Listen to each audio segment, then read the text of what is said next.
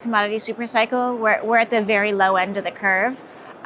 While prices have definitely jumped and people have gotten very excited by that, I think there's a lot more to come. This is just a taste of, I believe, what is going to come in the next 10 to 20 years of this cycle playing out. Which commodities in particular do you see having the most room to run here? The battery metal suite is great. So nickel, manganese, graphite, they're heavily used in the EV space. But I think the biggest winner, hands down, is probably going to be copper. Copper, there is no part of the new energy transition that isn't dependent on the copper. And if I had to bet on just one, it would definitely be Dr. Copper. Dr. Copper, do you have a price target for copper for the next 5 years or so? We're definitely going to hit $5. There's just no way around that. And depending on how well exploration and development goes for new copper, it could hit in the short term. In the interim, it could probably go up to 10 if there are supply crunches, which could happen if the industry isn't developed well enough to make sure that there's a steady supply coming on. So the interim short-term supply-demand imbalances might cause it to go up in the short term. I don't think long term, but in the short term to $10. Wow, okay. Let's talk about the mega trends driving this, because we mentioned clean energy, but there's another trend that you see facilitating this next commodity supercycle. What is that? I truly believe that urban development is still going to play a much bigger role than a lot of people realize. The last commodity supercycle in the early 2000s was driven by China, and about 500 million people coming out of the countryside and sort of rural, relatively poor, commodity, non-intense lifestyles and moving into the cities and moving into the middle classes. And that economic development is the biggest driver of commodity consumption in the world. And once those people have moved into the largely urban middle classes, their commodity consumption remains constant. They don't sort of you don't build roads and then not need metals going forward.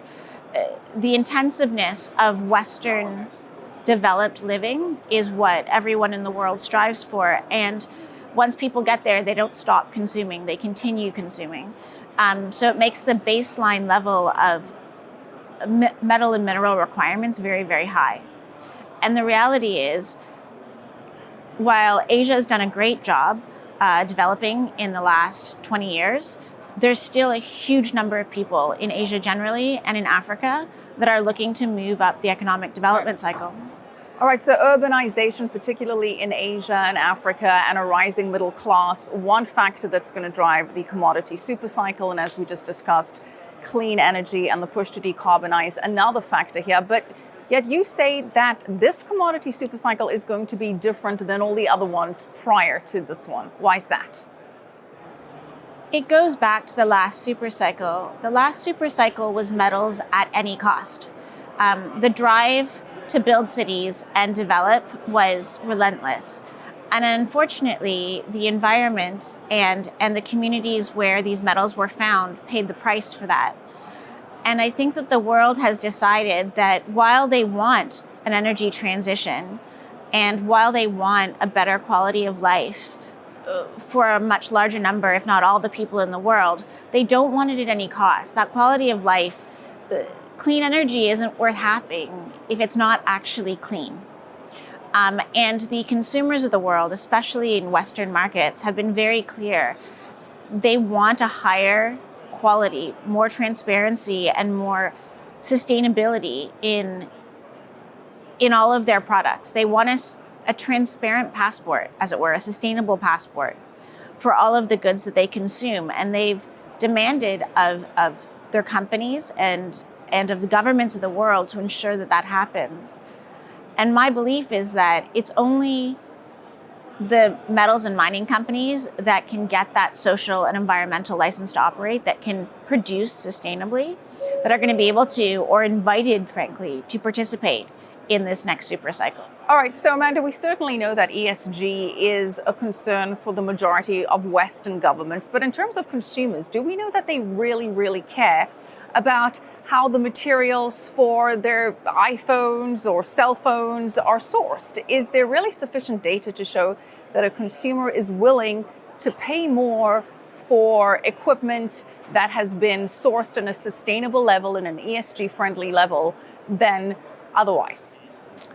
I think there is. If you look at large companies like Apple and Google and Ford, they've seen a huge pushback from consumer groups and lobby groups as well as others that really attack them. Do you remember, I'm dating myself here, but when Nike got in trouble for using sweatshops 20 years ago, the outcry was huge, and the companies were forced to change the way they sourced and supplied what they did, their running shoes. The same thing is happening for all producers of goods in the West. If they can find out that you are sourcing these things in a bad way, I mean, Apple paid a huge price when there were articles about, child minors in the Congo potentially getting their cobalt into their phones. And they completely changed all of their buying and all of their sourcing and all of their transparency on their batteries throughout their supply chains. Tesla has made a huge effort to ensure that transparency, because there's no point in having a clean option if it's not clean in all ways. Right. And on top of that, some of the new sustainability regulations that are coming out, I don't think Ford and Daimler Chrysler have both signed on to a new IRMA certification initiative. So from 2025 onwards, if you can't prove the sustainability and the ESG license to operate, as it were, for your mining production, you're not allowed to put your metals into a BMW or a Ford. From 2025, what is the regulation there? There's something called IRMA, IRMA, International Responsible Minerals Association, and they've produced a certification for producing miners only that has a transparent certification to show the complete supply chain of how your metal got into their car. And if you can't put that certificate on your metal, it's not allowed to go into the Ford or Daimler Chrysler supply chain. So these decisions made at the corporate level then? Yes, at the corporate level. But they wouldn't be making these decisions, these very costly decisions,